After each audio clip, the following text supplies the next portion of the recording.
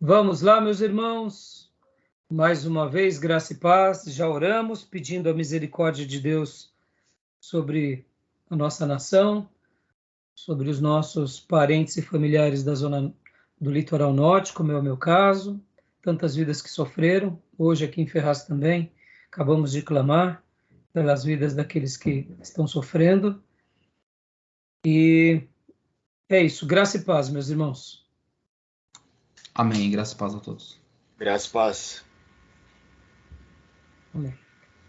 Então, hoje é a nossa quarta aula de introdução ao Antigo Testamento e eu quero começar essa aula, como é praxe, amados, lembrando a todos que nós gravamos aqui as nossas aulas, para que a gente possa estar utilizando futuramente, tanto aqui entre nós, quanto com os nossos amigos e alunos futuros que queiram vir a estudar.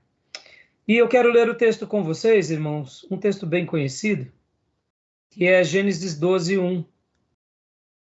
1 e 2. Gênesis 12, versículo 1 e 2.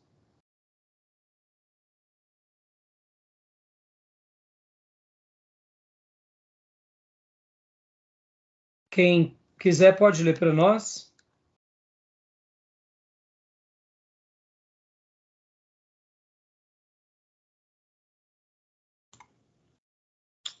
Com licença, vamos ler aqui então. Gênesis 12, 1 e 2.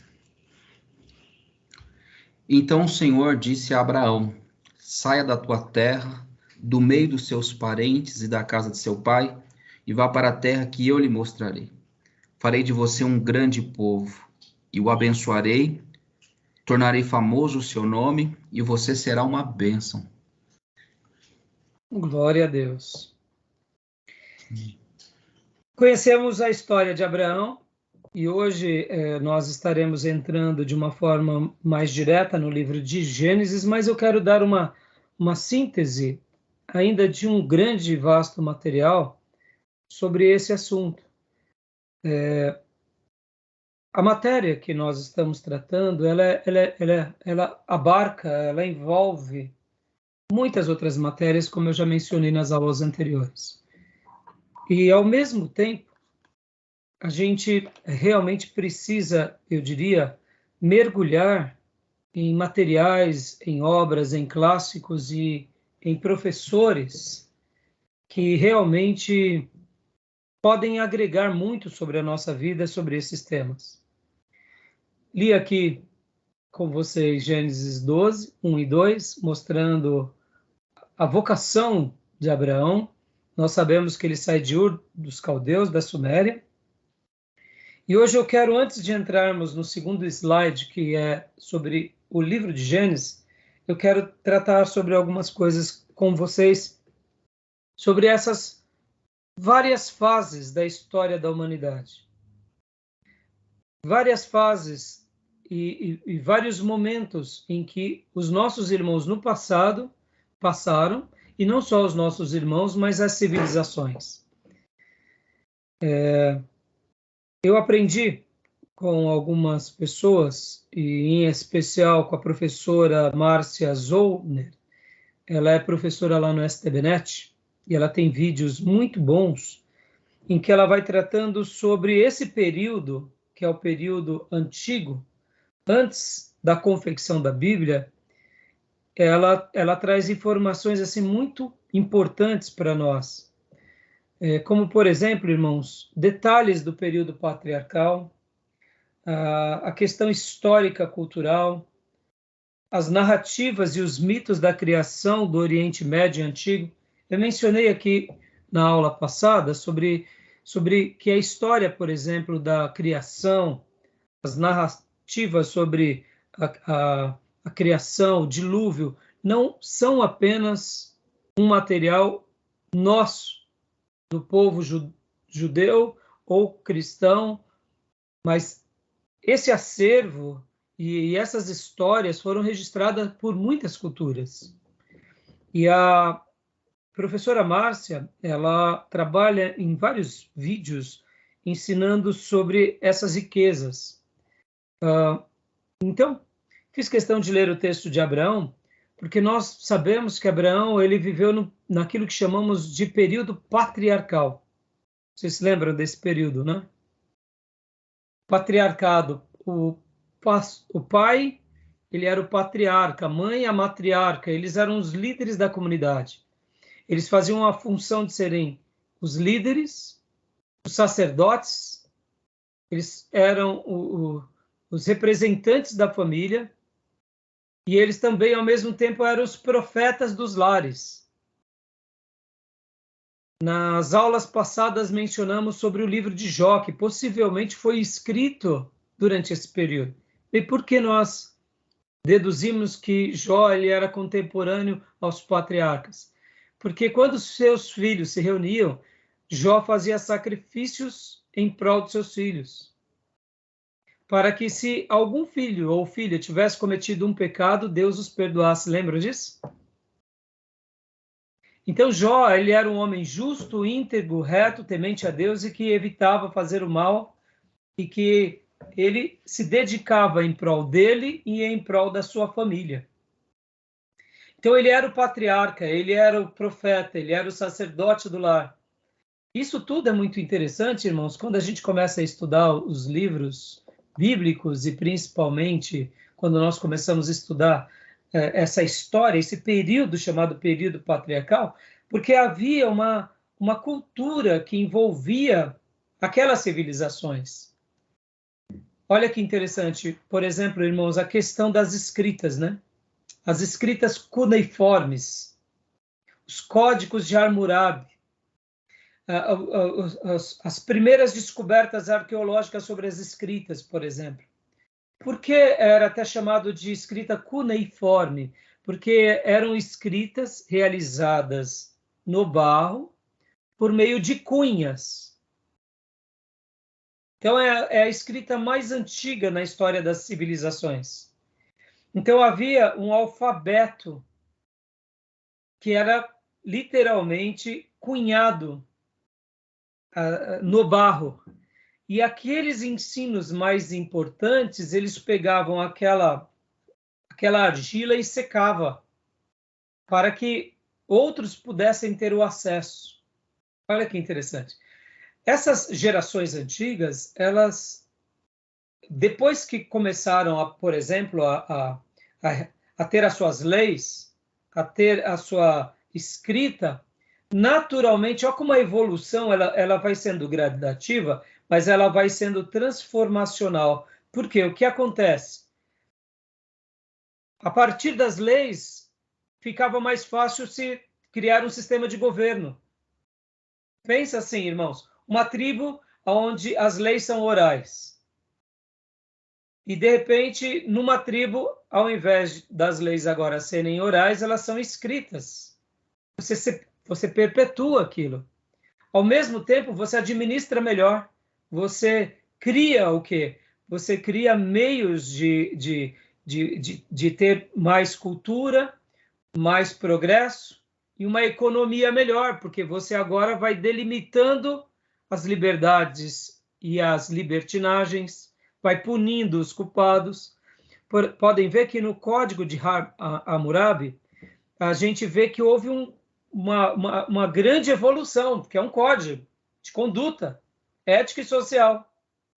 Então, olha só como que a história ela vai sendo montada no Antigo Testamento, e não somente no Antigo Testamento, mas naquelas civilizações. E a gente passou nos slides passados, inclusive concluímos falando daquela região que chamamos de crescente fértil, né? Eu vou até abrir esse slide para vocês, para a gente só dar uma reprisada. O crescente fértil.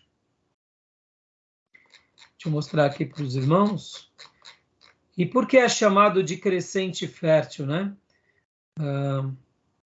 Deixa eu abrir aqui.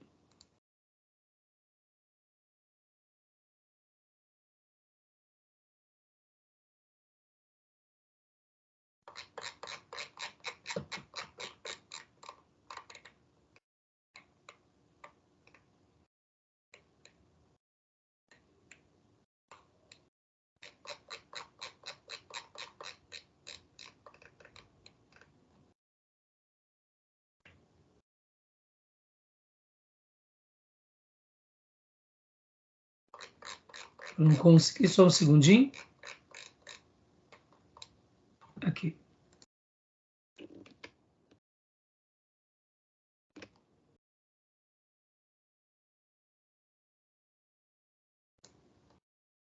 Aqui. Essa região, em muitos mapas nós vemos uma meia-lua, literalmente aqui. A lua crescente, por isso que é chamado crescente fértil, porque a situação dessa região, que é a região aqui da Mesopotâmia, na realidade ele é como uma meia-lua, porque foi nessa região que houve todo o desenvolvimento antigo. Inclusive, os irmãos sabem porque o que significa a palavra Mesopotâmia? Meso, meio, Tâmia, entre rios, no meio dos rios. Podem ver que essa região aqui, temos o rio Tigre e o rio Eufrates, que eles nascem, eles caminham um pouco mais separado, depois eles se unem aqui, praticamente quase se encostam, se unem depois de Ur, no caso, e deságua no Golfo Pérsico. Essa região aqui é chamada de crescente fértil, ou Mesopotâmia. Aqui também, para baixo, temos o rio Nilo. Podem ver, irmãos, que todas as civilizações, elas sempre vão estar ao redor do quê? De rios. Porque rios, dá para você ter ali plantações você tem população você tem progresso. E com a cultura, com as leis, com as escritas, você vai evoluindo e prosperando. Então, assim, quis só dar um pano de fundo, porque conforme for, eu vou estar passando para vocês, eu pedi para o professor Paulo Pescador a permissão para que eu pudesse estar passando para vocês um material muito bom da professora Márcia Zollner. Se ele nos permitir, a gente vai estar desfrutando desse material como material extra. Ela é uma pessoa que tem uma formação acadêmica brilhante, um conhecimento assim absurdo, e vai ser uma riqueza inestimável para a nossa matéria, porque são muitos detalhes, irmãos, muitos detalhes que agregam na nossa aula e com relação a essa questão da introdução do Antigo Testamento. Só um último detalhe para a gente ir para o slide. Lembra que eu falei para vocês que depois que o reino se divide entre reino do norte e reino do sul, quando o profeta vai chamar de Israel, ele está se referindo do reino do norte. Já não é mais como eram nos dias de Abraão, porque nos dias de Abraão, por exemplo, um pouquinho depois com Josué, Israel era toda a nação. Lembra dessa informação? Olha que interessante também, irmãos. Como hoje nós chamamos essa região aqui, essa região onde está Israel aqui. Hoje nós chamamos, onde está Israel hoje qual que é o nome atual de Israel? Palestina, né? Palestina. Então, se hoje eu referir a Israel como Canaã, eu estou tendo uma palavra que corresponde a esse momento na história? O que vocês acham? Canaã foi em que dias que era usado? É no período em que Moisés está levando o povo, né, à Terra Prometida. Exatamente, nos dias de Abraão, um pouquinho antes, ali já era Canaã. Todo o período patriarcal, ali ainda é Canaã. Eles regressam e conquistam Canaã, mas depois da conquista, Canaã recebe que nome? Israel. Não é isso? As 12 tribos de Israel. Aquelas tribos agora recebem um novo nome. Deixam de se chamar Canaã, passam a se chamar Israel. Depois vem a divisão do reino norte com o reino sul, Jeroboão e Roboão. Aí Israel agora está se referindo à parte do norte. Judá, parte sul. E aí vem a história. Por que eu estou falando tudo isso, irmãos? É interessante quando a gente olha para o mundo antigo, quando a gente está lendo uma obra, vamos supor que nós estamos lendo uma obra hoje, e o autor ele está se referindo a Canaã e ele dá o nome de Palestina. É inadequado. Palestina é um termo contemporâneo. É a mesma coisa, por exemplo, irmãos, de nós chamarmos a Anatólia, hoje a gente chama a Turquia de Anatólia, ou de Ásia Menor. A Ásia Menor era nos dias do apóstolo Paulo. Estão entendendo o que eu quero dizer? A correspondência, os nomes mudam-se, a história é a mesma, mas é importante a gente saber pontuar em cada momento da história. Por exemplo, irmão, a Babilônia, ela já existia nos dias, possivelmente, de Abraão? Possivelmente. Possivelmente. A Babilônia já existia. O reino assírio já existia? O império assírio? Possivelmente. Mas ele se tornou um império forte em que período? No período em que eles conquistaram as demais nações. Então, por exemplo, a Síria vai ser chamada de Neo-Assíria, a Babilônia de Neo-Babilônia, porque aí é um outro momento da história em que eles estão em expansão, em governo, e ali estão expandindo o seu império de uma forma muito mais significativa. Então, em cada parte da história tem cortes. E é importante a gente saber disso para a gente se situar bem. Assim como os nomes são importantes, são também as questões sociais e culturais. Por exemplo, no patriarcado, tinham-se costumes, não só de Israel, ou não só dos hebreus, mas tinham-se costumes das outras nações, tinham as suas leis. Então, quando a gente conhece um pouco sobre isso, a gente, eu diria, navega melhor nessa matéria da introdução do Antigo Testamento. E o último detalhe é, sempre que vocês forem estudar a introdução ao Antigo Testamento, é aconselhável os irmãos sempre procurarem abrir os mapas. Para quê? Para se situarem. E toda vez que for abrir um mapa, tenta pôr assim um mapa no período tal.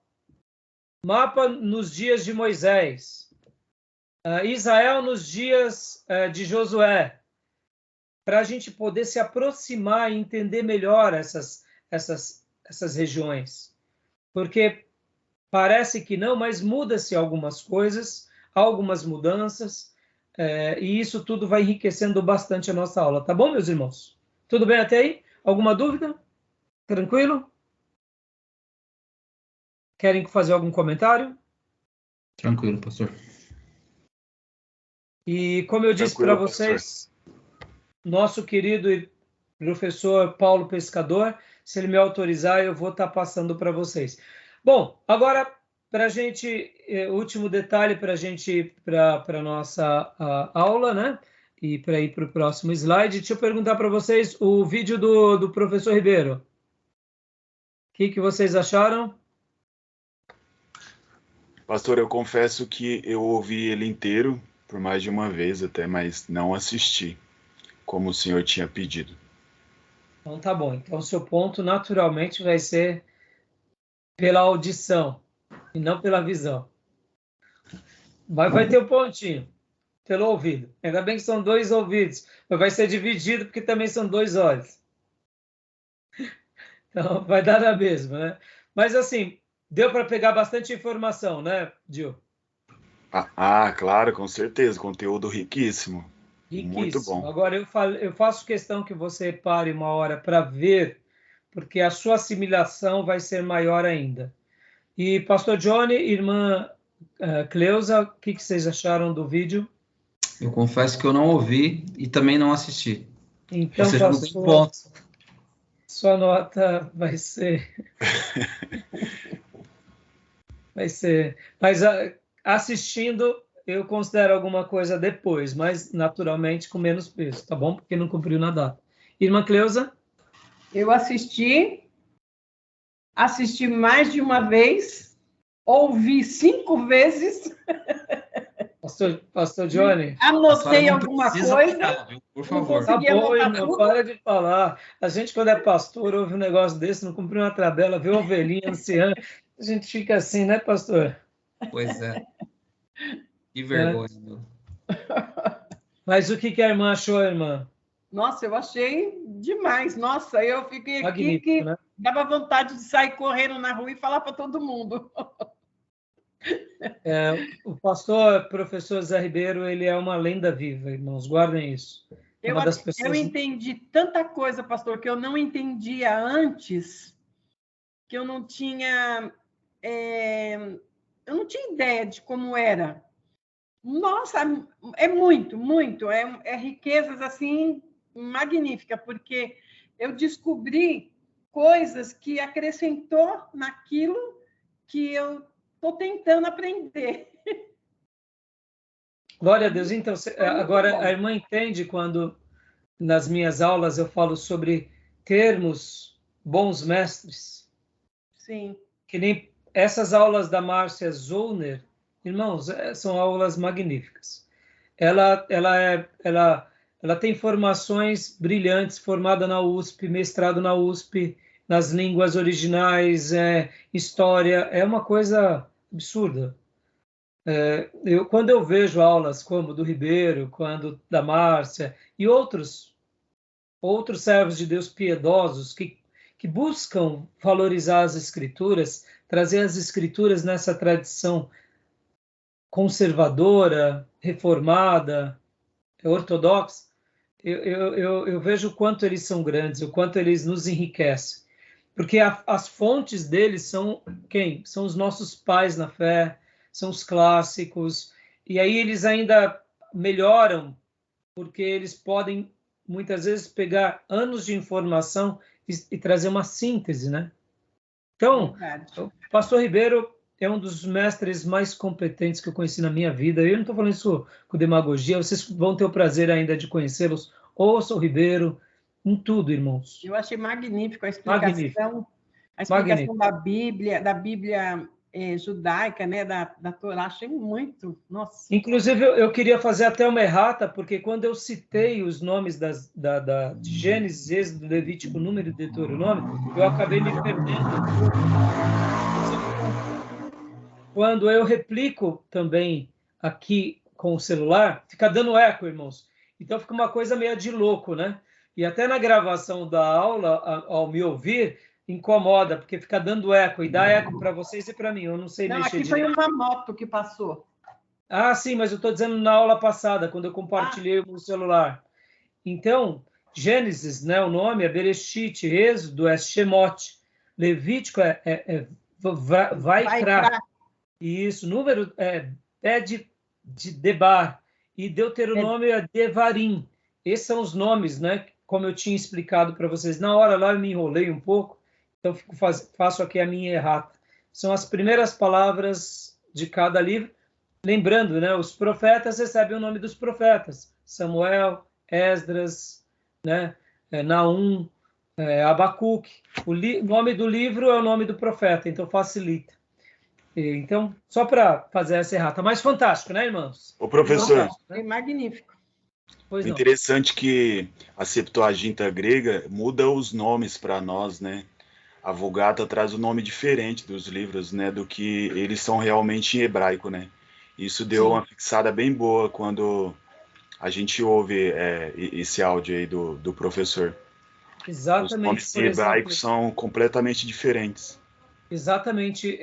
Porque aqui, olha como que por que eu fiz questão de citar essas aulas da professora Márcia Zollner aqui nessa abertura?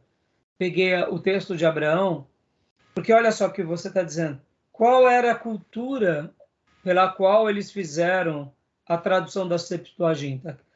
Eles pegaram do original hebraico e aramaico e traduziram para que língua? Grego. Para o grego. Grego. Então, o livro de Números, por exemplo, é um livro de contagem. Exatamente. É um livro onde eles fazem... Então, por que eles chamaram de número? Por causa do censo. Deserto? Hã? Por causa do censo no capítulo 1, no capítulo 13 e no capítulo 26. Exatamente. Agora, olha que interessante. Quem passou pelo deserto dá mais importância ao deserto e não ao censo. Exato. Quem não passou pelo deserto destaca o censo, porque não viveu no deserto. Interessante, né? Mas não, então, cada cultura vai enxergar de uma forma, mas não significa que está errado. Mas se nós tivéssemos que escolher um nome, fica muito mais fácil o entendimento que no deserto representa mais do que o censo. Por quê? Porque nós, como cristãos, a palavra censo ela é importante, contagem ela é importante, mas o termo deserto para nós traz uma experiência na prática. Nós não passamos pelos desertos dos 40 anos ali com Moisés, mas nós passamos no deserto na nossa peregrinação. Então, essa relação de proximidade com o povo judaico é muito mais acentuada em nós. Todo crente passa pelo seu deserto. Jesus passou pelo deserto. Os apóstolos passam pelo deserto. Um cristão passa pelo deserto. Agora, é claro, você vê que isso tudo, irmãos, é Deus permitindo com que a história dele esteja registrada num povo, e nem por isso aquela história deixa de ter valor. A Septuaginta teve o seu sentido e teve a sua utilidade, e nós devemos louvar a Deus pela Septuaginta. Por quê? Porque naqueles dias a língua falada era o quê? Era o grego. Então, indiferente do título, o importante é o conteúdo, é a essência. É como hoje, irmãos. Hoje nossa igreja ela tem um formato. Indiferente do estilo da igreja, é o conteúdo da igreja. Indiferente do grupo social daquela igreja, é o conteúdo que aquela igreja vive na palavra. Percebam, cada momento da história vai ser significativo e saber discernir isso vai ser importante, porque a gente começa a entender um pouco melhor a cultura, as fases, os momentos, e a gente começa então a resgatar a palavra de Deus para conosco. Tá bom, meus irmãos? Então, tudo bem até aí? Então, joia. Legal, minha irmã depois faz a declaração de que a irmã manda no e-mail, tá bom? Anota isso, porque depois na declaração de matéria final, quando a irmã for entregar, assim como os demais irmãos, a irmã vai entender depois, eu explico melhor para a irmã depois. Tem uma declaração das tarefas extras. Então, a irmã coloca que foi no prazo, tá? O Gil coloca que somente ouviu até a data. Pastor Johnny, se fizer depois da data, coloca lá. Eu fiz, mas foi depois da data, só para a gente fazer os pesos com justiça, tá bom? E, querendo Deus, eu quero passar mais um material como esse para vocês, para enriquecer essas aulas, tá bom? Joia, meus irmãos, por que eu falei tudo isso? Deixa eu agora entrar aqui no conteúdo dos 3 livros.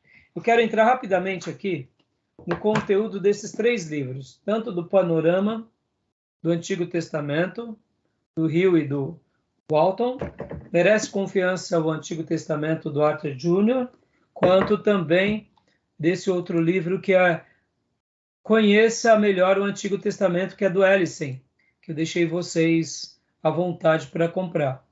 Como eu disse, irmãos, nós estamos trabalhando em cima dessas 3 obras, mas não significa que essas 3 obras sejam as únicas, mas conhecendo bem elas, eu já estou mais do que satisfeito, tá bom? Agora, deixa eu passar aqui para vocês algo. Olha só que interessante, irmãos. Deixa eu replicar aqui a minha tela. Antes de replicar a tela, deixa eu explicar. Período patriarcal. As narrativas e mitos da criação do Oriente Médio Antigo e o pano de fundo histórico-cultural dessas civilizações que vão desembocar no patriarcado e depois no Velho Testamento, quando nós pegamos essas obras, ou essa daqui, compartilhar agora com vocês. Aqui é parte apenas do nosso livro que eu já indiquei para vocês. Olha só que interessante. Quando nós pegamos aqui o índice, vocês estão conseguindo ver? Só quero ficar aqui, bem pequenininho, né? Ai, não dá para enxergar, não. Então, eu só vou citar aqui para vocês. O livro de Gênesis começa na página 15. Mas quando nós pegamos a maioria desses livros, né? Eles vão começar a explicar princípios básicos para a interpretação da Bíblia, calendário hebraico, cálculo do tempo, livros do Antigo Testamento, estrutura cronológica, introdução ao Pentateuco. Tá. Então, fiz questão aqui só de mostrar esse índice para vocês, que, como eu disse, esse livro é do Conheça Melhor o Antigo Testamento. Só um segundinho, irmãos.